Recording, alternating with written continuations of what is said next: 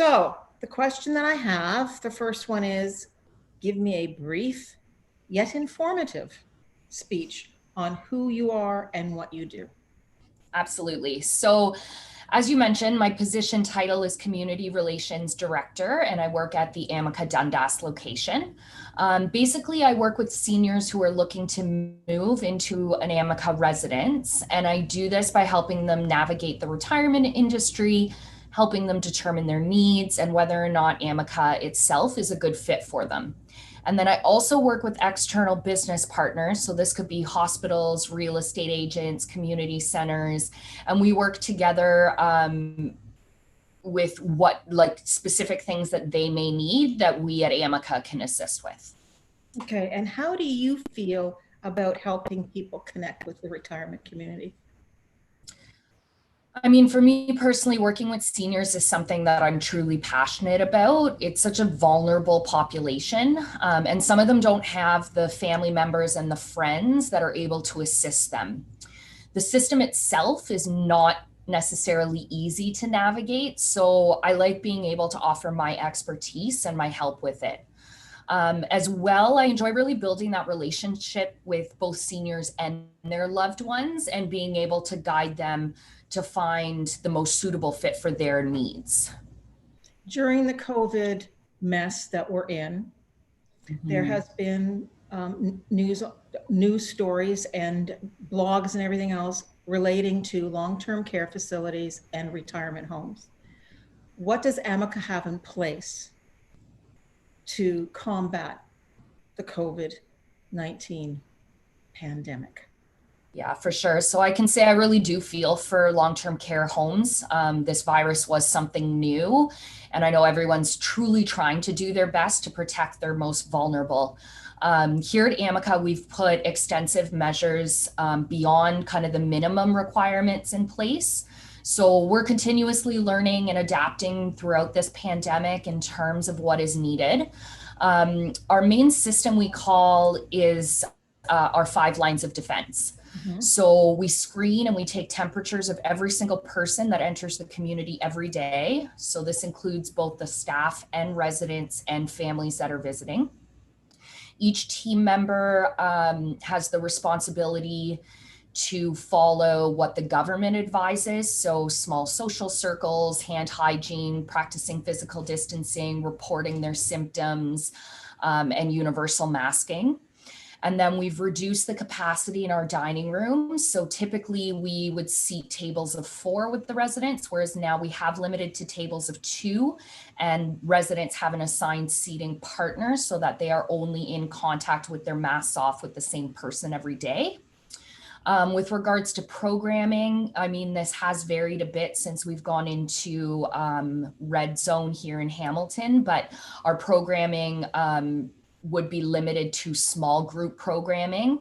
And right now, with being in red zone, we've limited to virtual programming or one-to-one programming, depending on our residents' needs. And then we also ensure intense sanitization of all our common areas and high touch surface areas throughout the day. So extra housekeepers and things have been put in place. That's terrific. I wanted to get that over and done with because I don't want people to feel nervous about looking at retirement homes, and you know, my age and over are, you know, kind of nervous. So getting into the age bracket, what is your youngest resident in a retirement home? Because they're not just for 65 and older anymore, are they? No, absolutely not. So truly there is no restriction when it comes to age. Some people no longer are able to take care of their homes anymore or no longer wish to. So things like cooking and cleaning has gotten to be too cumbersome. And here at Amica, those items are included, so they don't need to worry about it. Other times we've had residents that are younger and have some sort of illness or disease, and so they require extra assistance. And so by moving into Amica, they can receive these services personalized to their personal needs and wants. In terms of age, our residents At this moment in time, our youngest resident is in their 60s and our oldest resident is 106. So Wow. quite the variation in terms of age. Yeah. Wow. So, and that does fluctuate. Oh, terrific. So let me ask Mhm. you something. I read your brochure and I see that Amica has a lot to offer people. There's one thing that sticks out to me, and that is your service for the, if you have dementia or Alzheimer's. I mean, because my mom had that. Yeah, for So sure. is that a specialized service? Absolutely. So all of our staff do go through behavior management kind of coaching and education. But we also do have a specialized neighborhood, which is our memory care neighborhood. Mhm. And there, the staff go through extra training around Alzheimer's and dementia and how to really manage the residents there. So Okay. As far as services go in your brochure, what are maybe the top services that people use?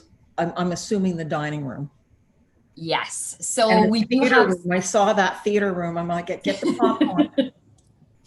we do definitely have some things that are included for everybody. So things like the theater, the dining room, our fitness center. The one thing that I think, in my opinion, really makes Amica stand out is the fact that we offer enhanced care. So whether you're living in independent living, assisted living, or memory care, we can offer a full spectrum of care right up to and including palliative end of life care. So really this allows someone to age in place and in their home for as long as possible. There doesn't need to be that conversation of mom or dad now requires too much assistance, so now they need to make a move elsewhere.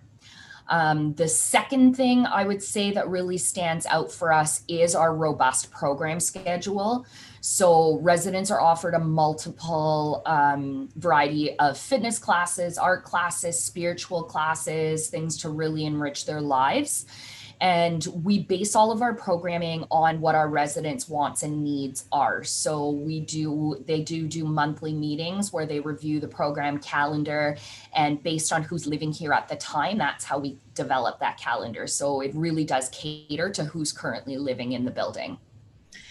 What are your long-term goals and what is Amica long-term goals? Are they going to bring out more Amica retirement homes? Are they going countrywide? Are they For countrywide? sure. So right now we are in Ontario, BC, and Alberta.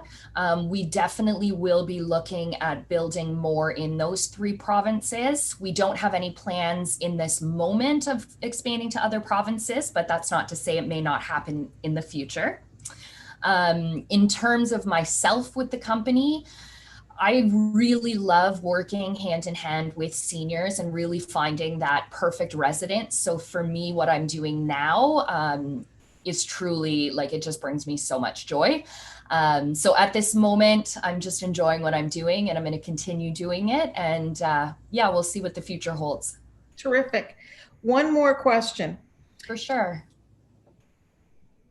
America, I know, is throughout Ontario. Can you transfer from one Amica resident to another one if you wanted to? Say, I don't know, say I was in Dundas, and I like Dundas, but say I wanted to go to Belleville where my family is. Can I just simply, say, hey, I want to leave and go to Yep. Belleville? And is it that easy? It's that easy. So a lot of the kind of baseline programming and things is very similar. The way we do our care is very similar.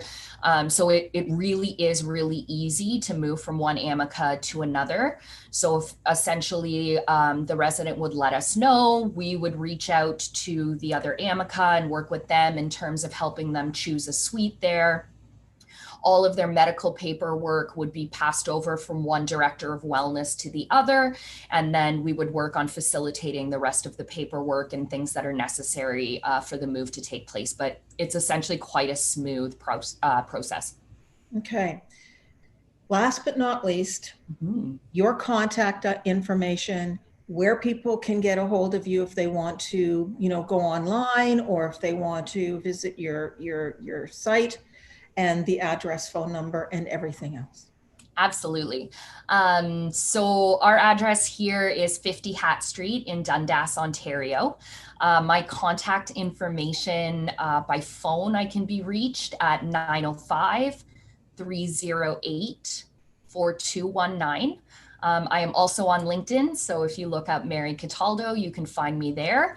Alternatively, my email address is m.cataldo@amica.ca. Thank you so much for your time, Mary. I'm going to say goodbye to you. I'm going to wish you all the best for the coming year, and take care. And if you need me for anything, I'm here. If I need you for anything, I know where to find you. Wonderful. Thanks again, Thanks Marilyn. Have a again. wonderful day. Bye-bye.